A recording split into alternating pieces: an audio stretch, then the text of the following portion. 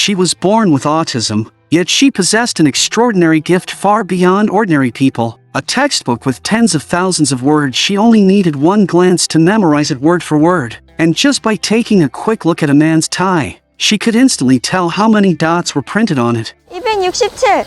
어? 물방울 개수 267개.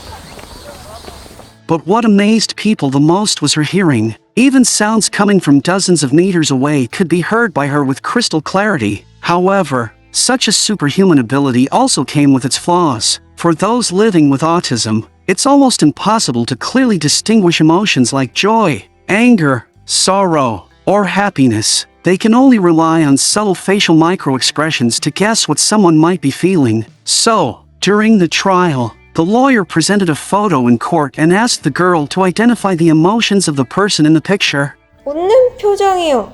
왜 그렇게 생각하죠? 눈 끝이 처지고 입꼬리가 올라갔으니까요.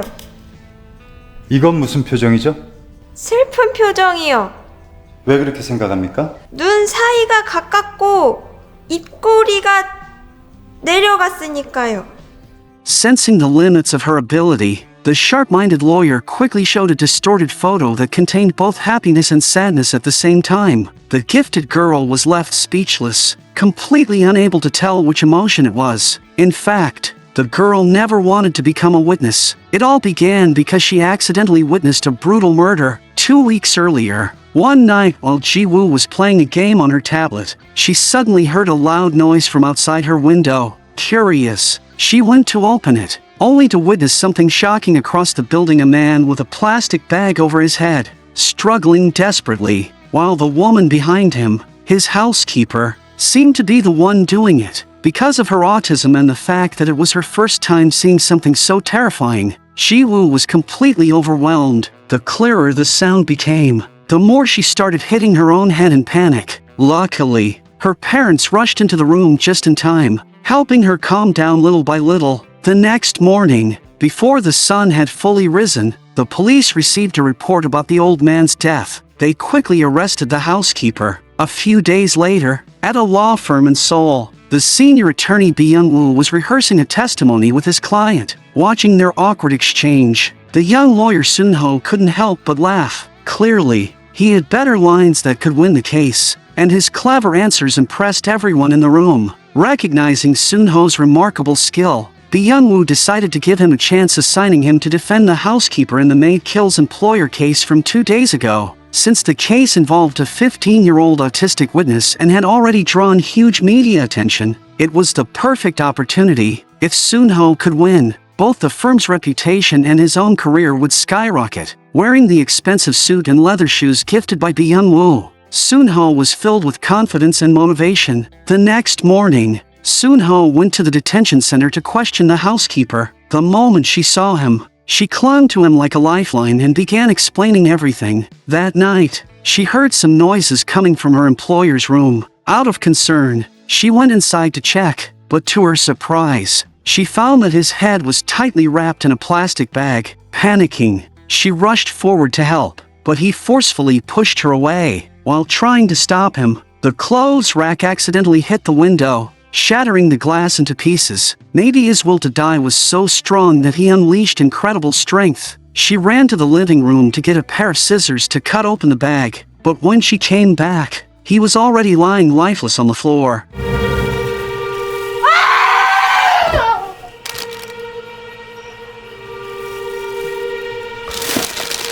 When Sun-ho asked if the old man had ever shown suicidal tendencies, Miran suddenly remembered something. 2 years ago, when his wife passed away, he once said that he wanted to follow her. Neighbors could testify to that. Miran then said emotionally that she had worked in his house for 10 years. She had no family or children, and their relationship was like that of family. She had no reason to harm him. Although Miran didn't seem to be lying, Sun-ho still had doubts. To confirm her story, he began his own investigation. Soon, a neighbor confirmed what she said. Mr. Kim did mention suicide. Everyone in town knows that Miran treated him like her own father. I'm willing to testify in court if needed. Hearing this, Sun-ho felt a surge of confidence. He began to believe it was merely a misunderstood suicide case. He later met the old man's son, a busy accountant who could barely accept his father's death but urged Sun-ho to finish the case quickly. Sun-ho noticed that the old man's room was dozens of meters away from Ji-woo's apartment, and since Ji-woo had autism, he was even more convinced that she might have mistaken a suicide for a murder due to her panic that night. When the first trial began, Sun-ho presented Mr. Kim's heart disease history and the sleeping pills found in his system, then called the coroner to testify. The coroner explained confidently, given that the victim was already 80 years old, being suffocated with a plastic bag would kill him within 4 minutes, and nearly all the fingerprints on the bag belonged to the defendant, which means she never tried to tear it open. 말씀이신 건가요? 네.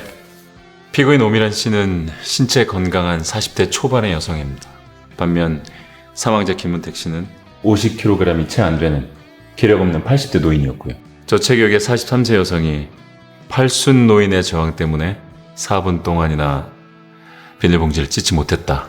전 그럴 가능성은 거의 없다고 봅니다. Although the prosecution seemed to have solid evidence, Sun-ho quickly turned the tables. He argued, when a person suddenly has a bag placed over their head, they instinctively panic due to the sudden lack of oxygen. The victim's intense struggle was a natural reflex, which explains why Miran couldn't stop him. To make his point stronger, he presented a published medical paper written by the same coroner, which stated that drowning victims often display an intense survival reflex. This directly contradicted the coroner's current testimony. Furthermore, Sun-ho explained that many people use plastic bags for suicide by filling them with butane gas, as it causes hallucinations and reduces pain. Tests confirmed the presence of butane residue on the bag, and 2 empty gas cans were found at the scene. Even more crucially, 2 days before his death, the old man himself had purchased those gas cans. All evidence pointed to one conclusion: Mr. Kim had taken his own life. Although the prosecution objected, the judge found Sun-ho's reasoning compelling and accepted his argument. That meant, unless Ji-woo could present solid evidence in 2 weeks, the case would be as good as won. But Sun-ho had no idea that the real battle was only about to begin. Realizing Ji-woo's testimony was the key, he tried to speak with her to find any inconsistencies that could strengthen his defense. However, her mother firmly refused, saying, ever since she witnessed the incident, she's been terrified. I won't let her be traumatized again. Helpless, Sun-ho met Ji-woo's teacher instead, hoping to learn more about her personality. What he heard shocked him. On the surface, Ji-woo seems distracted and childlike, as if she's only 3 years old, but she's different from other autistic students. She has no emotional intelligence, but her IQ is off the charts. She remembers everything she sees, and her hearing is far sharper than normal. The teacher believed that Ji-woo's logical thinking could easily convince the judge. Hearing this, Sun-ho felt a growing sense of danger. To prepare, he started reading books about autism and watching videos on how people with autism experience the world. He was stunned to discover that autistic people often see life through rapidly flashing images, living each day in a storm of overwhelming stimuli. Wanting to understand her better, Sun-ho waited for Ji-woo outside her school. When Ji-woo learned he was involved in the case, she became extremely upset and refused to speak with him, leaving him at a loss. Luckily, her classmate gave him a tip: if you want to get close to her, try playing logic puzzles. Following the advice, the next day he brought a puzzle book. Ji-woo still kept her distance, but through his persistence and patience, she slowly began to lower her guard. As the saying goes, heaven helps those who help themselves. That night, Ji-woo called him first, telling him she had solved one of the puzzles. Though she hung up immediately after, Sun-ho was overjoyed. It meant she had finally opened her heart, and a real conversation was just a matter of time. While Sun-ho waited for that day to come, more good news arrived. During a company party, his boss Byung-woo revealed that Mr. Kim's son, the victim's son, was his former schoolmate and now needed a legal advisor. Byung-woo planned to recommend Sun-ho, but only if he won the case quickly. If he succeeded, his career and life would take a major leap forward. But there was a catch: working with that accounting firm might drag him into shady dealings. Still, thinking about his age, his lack of success, and the fact that he was too poor to confess to the woman he loved, Sun-ho decided to give in and chase ambition at any cost. 네, 그러겠습니다. 자, 영배한테 때 좀 묻혀볼까? 네. With Byung-woo's help, he soon signed a contract with the firm, officially becoming their legal partner. Motivated, he went to meet Ji-woo again. When she didn't show up, he searched around the school and was shocked to find her being bullied by her own best friend. The friend, who had also been bullied because of Ji-woo, took out her anger on her. Sun-ho rushed in to stop it. When Ji-woo tried to follow her friend, he stopped her and gently explained, "She's not really your friend." Ji-woo became confused, unable to tell who was good or bad. Overwhelmed, she fainted. Even in the hospital bed, Ji-woo still worried about her friend's punishment, which broke Sun-ho's heart. Soon, Ji-woo's mother arrived at the hospital. Thinking back on everything her daughter had endured, she could not hold back her tears. She told Sun-ho that when other children turned 1, they called out for their fathers. But Ji-woo said she needed a diaper change. By the time Ji-woo was 2, she had already learned to read. The mother once thought heaven had blessed her child. But in the end, it felt like a cruel joke. Yet she had never regretted anything, because she believed her daughter would overcome every challenge. After Sun-ho drove the mother and daughter home, Ji-woo's mother, unsure how to express her gratitude, decided to let him speak with Ji-woo. When Sun-ho entered Ji-woo's room, he discovered that her dream was to become a lawyer. Before he could ask the reason, Ji-woo suddenly asked him a soul-piercing question. 사람을 도와주는 좋은 일을 하는 사람이니까. 당신은 좋은 사람입니까? The question left Sun-ho speechless, for it made clear that his approach to her had always been driven by self-interest. Ji-woo's mother quickly broke the awkward silence. Hoping to end the interview smoothly, she urged her daughter to answer truthfully. 아줌마가 할아버지의 얼굴을 붙잡았고 할아버지가 넘어졌다. 정말 징하게 추접스럽네. 지우야, 아저씨가 묻는 말에 집중해야지. 아, 죄송해요. 지우가 TV 소리, 사람들 말소리 따라하는 걸 좀 좋아해서요. 아줌마가 할아버지 얼굴 어디를 어떻게 붙잡았어? 여기를 이렇게요. 그렇게 붙잡은 게 공격하는 것처럼 보였니? 정말 징하게 추접스럽네. 지우 자꾸 집중 안 할래. 이거 줘봐봐. As Ji-woo repeated her words again and again, Sun-ho decided to end the visit. Just before leaving, he noticed that Ji-woo could read emotions only through micro-expressions. 사람 마음이 참 어려워요. 신혜는 늘 웃는 얼굴인데 나를 이용하고 엄마는 늘 화난 얼굴인데 나를 사랑해요. 아저씨는 대체로 웃는 얼굴이에요. 아저씨도 나를 이용할 겁니까? Although her anxiety was obvious, what happened next was still unpredictable. During the second court hearing, Ji-woo was overly sensitive to every sound and movement around her. Overwhelmed by tension, she covered her ears as she stepped into the courtroom. She described what she had witnessed that night. The elderly man struggling desperately to break free while a housekeeper gripped his head tightly, tripping him and forcing him to the floor. Ji-woo said with certainty that the housekeeper was in an attacking state because there was a faint smile on her face. Although Ji-woo felt some relief after speaking, her fragile courage was soon crushed. With only 3 photographs, Sun-ho dismantled her confidence completely. He had deliberately presented an image showing both joy and sorrow, knowing that she would be unable to distinguish between them. 검사님. 이해했습니다. 웃는 표정이요. 재판장님, 변호인은 지금 사건과 맞지 않는 무의미한 테스트로 증인을 모욕하고 있습니다. 증인은 당신 상황 자체를 목격한 것이지 교묘하게 보존된 저런 그림을 본 것이 아닙니다. 재판장님, 당시 상황은 정상인도 오판할 수 있는 격앙되고 긴박한 상황이었습니다. 하물며 증인과 같은 정신병을 가지고 있는 사람이 아니, 다른, 그러니까 특별한 장애를 가지고 있는 사람이 재판장님, 증인은 당시에 피고인의 행동이 공격의 의도를 가진 건지 구조의 의도를 가진 건지 판단할 능력이 부족합니다. 증인의 의견이 아닌 목격한 사실만 증거로 받아들여 주십시오. Despite the prosecution's objections, the judge found no flaw in the test and accepted Sun-ho's argument. With no further questions from either side, the judge adjourned the hearing, announcing that the final verdict would be delivered in 2 weeks. While Soon-ho appeared certain of victory, he could not ignore Ji-woo's furious gaze. His cold and manipulative tactics had left a deep wound in her heart. Just when forgiveness seemed impossible, Ji-woo called exactly at 5 o'clock the next afternoon. This time, after getting the answer to the riddle they had once discussed, she asked another deeply unsettling question. 나는 정신병자입니까? 그게 아니라 지우야. 여보세요?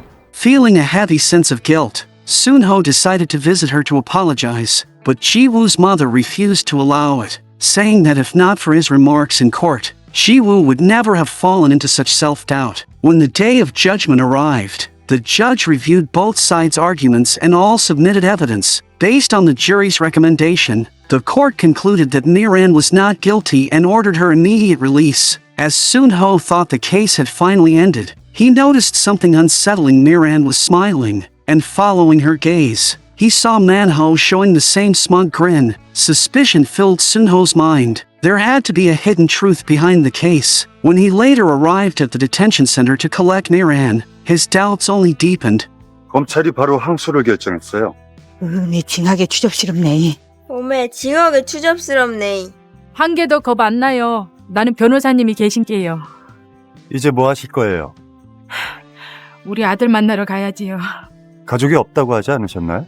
그 아들처럼 애끼는 애기가 하나 있는데 그놈 만나려고. Determined to uncover the truth, Soon-ho began a new investigation. From a neighbor, he learned that Miran had a child suffering from a serious illness requiring costly treatment. At a welfare institution, he found that the deceased, Mr. Kim, had been a generous donor for years and had pledged to leave his entire fortune to charity. Unfortunately, the organization received news of his death before the paperwork could be completed. Piecing everything together, Soon-ho finally understood. Man-ho, motivated by greed for his father's inheritance, had conspired with Miran to stage the crime. That explained why his superior had assigned him the case and recommended him as Man-ho's legal advisor. Everything had been a carefully planned deception. Realizing that he had been used as a pawn, Soon-ho felt utterly humiliated, as if his sense of justice had been twisted beyond recognition. Before he could recover, he received a call reporting that Ji-woo had been hospitalized. Earlier that afternoon, Miran, newly freed and arrogant, had mocked Ji-woo in her own voice, then turned on her with hostility. 아야, 한 번 쳐봐라. 지금 마지막 표정이 어쩐가. 안 죽였어. 한 번만 더 어른들의 나불나불 끼고 그래봐라. 그 이쁜 주댕이를 쫙 찢어볼란게. Knowing that Ji-woo had been hurt because of the case deepened Soon-ho's remorse. After leaving the hospital, he tried numbing his mind with alcohol. Yet Ji-woo's haunting question echoed relentlessly in his thoughts. 좋은 사람입니까? He was forced to confront the truth. To stand up against corruption would mean risking his livelihood, but ignoring it would stain his conscience forever. At first, he could find no answer, until he read a letter from his father. In that moment, he remembered why he had chosen to become a lawyer. Determined to make things right, Soon-ho met with Ji-woo's attorney, vowing to bring the real truth to light and asking for help in convincing Ji-woo to testify once more. When the lawyer explained the situation to Ji-woo's mother, she refused immediately, unwilling to see her daughter hurt again. After the lawyer left, Ji-woo asked her mother to let her return to court. She knew that unless she faced the challenge before her, she would never fulfill her dream of becoming a lawyer. Although, as an autistic patient, her opinions were still likely to be rejected by the judge, Ji-woo was determined to do everything she could to let the public know the real truth. Soon, the day of the appeal arrived. This time, Ji-woo didn't cover her ears. She walked calmly and confidently into the courtroom. Since the judge had believed her previous testimony, Soon-ho's superior, Bi Young-woo, went straight to the point. He pulled out a book about autism and argued, Ji-woo lacks the ability to express herself and cannot accurately convey her memories. Therefore, in this trial, she is not qualified to serve as a witness. His condescending words and harsh questioning left Ji-woo momentarily speechless. Fortunately, Soon-ho stepped forward just in time. Everyone assumed he was about to attack Ji-woo again, but unexpectedly, he took out a handkerchief and asked her how many dots were on it. 196개요. Then, he handed the handkerchief to the judge to verify whether her answer was correct. To avoid wasting court time, Soon-ho then asked a bailiff by the door to quietly read out his personal information because he planned to have Ji-yu repeat it word for word.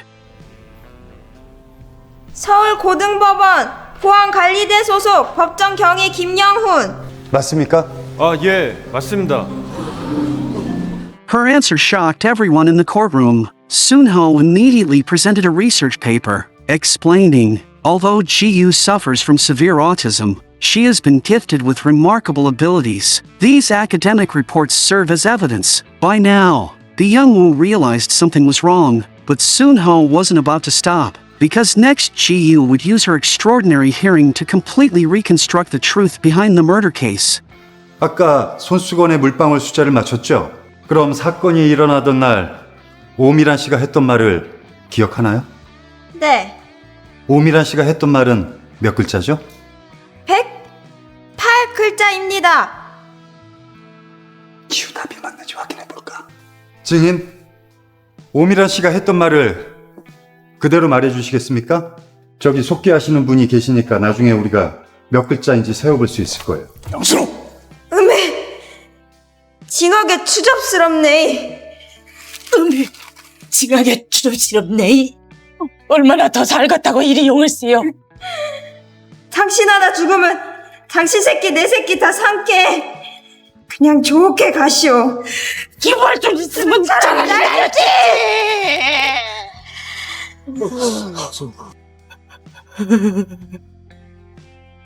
아직도 살았네. 살았네 이 질긴 용감탱이. 이 질긴 용감탱이. 뒤져버렸네. 완전히 뒤져버렸어. 징하게 추접스럽네. 뭔 놈의 숨이 이리 길냐. 여병. Sensing danger, Man-ho tried to leave, but the prosecutor quickly stopped him. After verifying the details, the court staff confirmed that every word Ji-yu repeated matched exactly what the bailiff had said. Seeing Soon-ho violate the lawyer's code of conduct, the furious Byung-woo could no longer contain himself. 너 변호사야! 정신 차려! 변호사도 사람입니다!